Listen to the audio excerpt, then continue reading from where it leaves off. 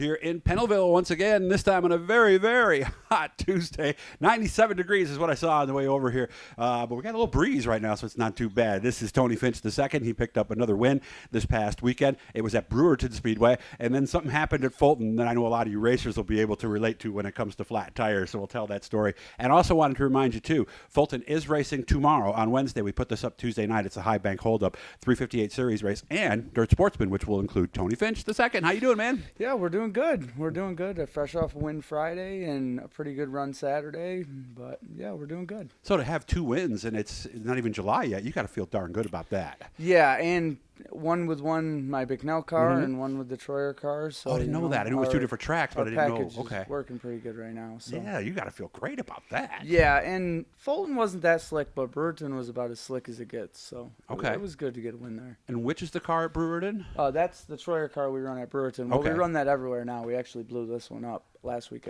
2 weeks ago at Fulton. So. Oh, really? Yeah, so we're the back motor's to one gone? car. Yeah.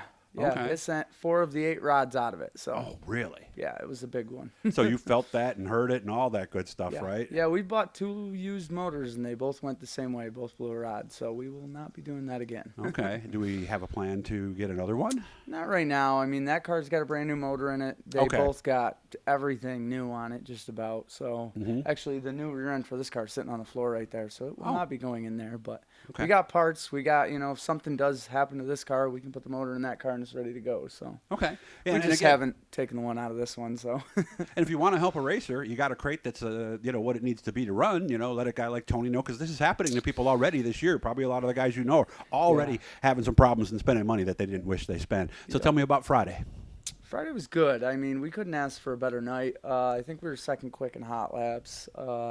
Heat race, we started 5th, and we got to the lead, I think, within 2 or 3 laps, and we walked away with it. And then the feature, the beginning kind of was a little rough. There was some mayhem, and we ended up... Where'd you start? We started 9th. Okay. But then I think a car spun out. Or no, they didn't spin out. They got pretty sideways, though. We had to go through the infield to miss them. And where we came back out on the track, I think that's what happened. They just put us where we fell in.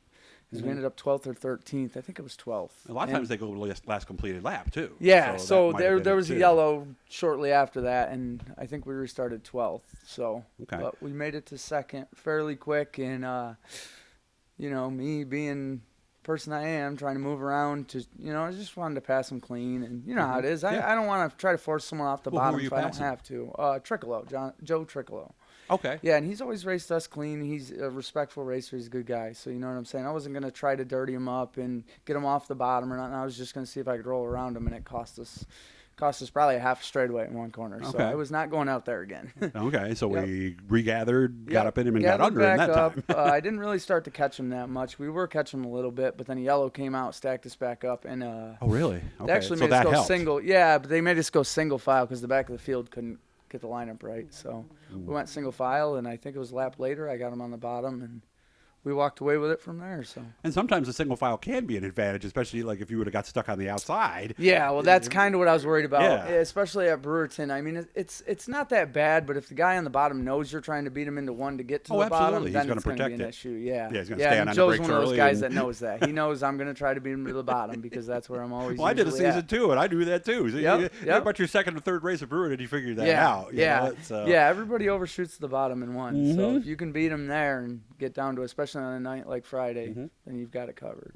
Didn't win on Saturday at Fulton, but you had something happen to you that tell me about it. You had a tire go, and of course it wasn't an old tire that was on its last heat or something. Nope, it was a brand new one. I think we put some heat in it. It was the first tire we bought this year. Yeah, we put some heat in it, and then it wasn't the right size, so we didn't end up using it. But we have a bunch of tires here. We got one that matched and threw it on the car for the feature, and of course 2 laps in, somebody gets into it, and there it goes.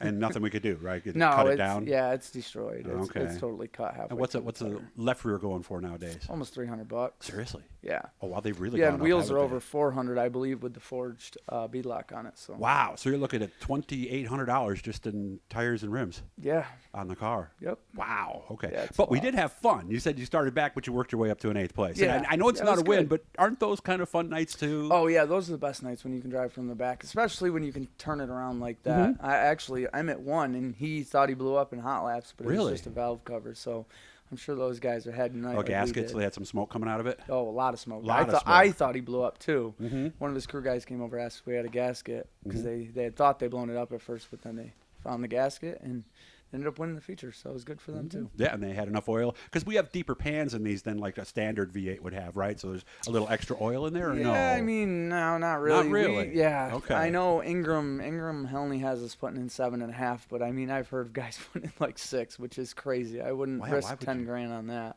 Yeah. Thinking they're going to get a horsepower advantage or something. I mean, I get it. The crank's sitting in the oil, so it's providing resistance, and that's the thought. That's why we go with lower weight oil sometimes too, right? Right. Yeah, I mean, I get it, some of the lightweight stuff, but cutting your oil supply, I couldn't do. No, especially when by the time you get it dynoed and everything, it's $12,000, right? Yeah, complete motor. Yeah, so we really don't want to do that. Yeah. And how often do you change the oil? Every 2 races. Every 2 races. 2, 3 if it's not real dirty. You know, if it's not super dusty those nights. But and what kind of oil are we using? Mobile One. Mobile One. Yep. And how much is that? 7.5 quarts. God, I think it's like $25 for a 5-quart thing. So you're probably looking at like $50 with filter. Okay. Yeah. So here's another way that you could help your local racer. Do they have it in the big containers that you use? Yeah, the gallon jugs. Gallon jugs. That's all we use. Yeah, we don't buy it in the 5-gallon pails. So. Okay. So next time you're at your local parts store or something like that, get one of these and give it to your favorite, because everybody pretty much uses Mobile One, don't they? I've heard a lot of guys using Rotella or that VR1. Is that the one that's purple? Valvoline. Nope, that's Royal Purple. That's Royal Purple. Yeah, we run that in the cart. Oh, okay. Yep, no. I saw it on the side of a guy's car one time, and I was, what the heck is this? Yeah, and the oil is actually purple. Yeah, I couldn't believe it. I was like, what the? It's like that's not an antifreeze color, or anything like that. Yeah, it's a weird oil color for sure.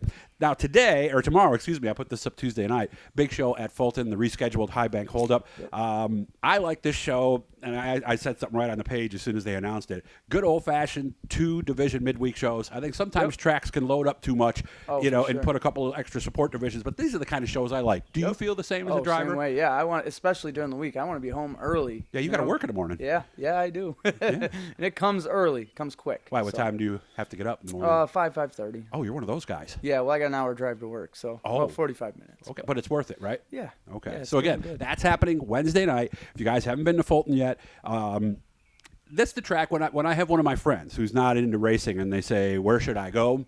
I tell them to start at Fulton, and I'll tell you why, and I want you to know what you think. Because where you sit up high like that and everything, I think it's one of the best views in racing. Do you agree? It is. Yep. No, it is for sure. And Fulton race is really good. So some of the best races I've seen have been at Fulton. So. Yep. Corey and the staff, they move things along over there. Corey learned from Glenn Donnelly, guys. We came up together with Glenn in the 90s, and that was Glenn's thing. Get him in, get him out, give him a great show. That's right. And that's what they subscribe to. Yeah. Yep. So, again, that's taking place on Wednesday. Make sure to go to FultonSpeedway.com, follow them on Facebook, and, of course, make sure to subscribe to me, follow me, turn on your notifications. We're about 25% subscribed, which is actually pretty good, and we're coming up on 4,100 subscribers. So, Tony, good luck with everything, and congratulations again on the win. Thanks, Doug. I appreciate it.